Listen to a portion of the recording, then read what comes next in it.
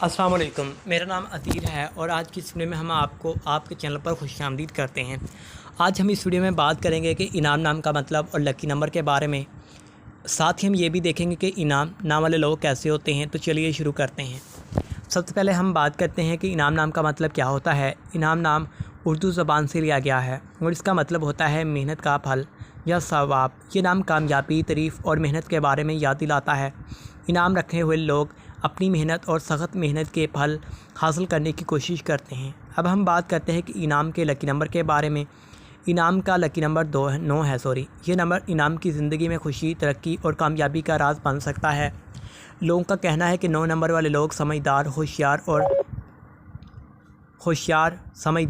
और हुनरमंद होते हैं। ये नंबर इनाम को हौसला और तरक्की देता है और अपने मकसद की तरफ बढ़ने के लिए। अब हम देखते हैं कि इनाम नाम वाले लोग कैसे होते हैं।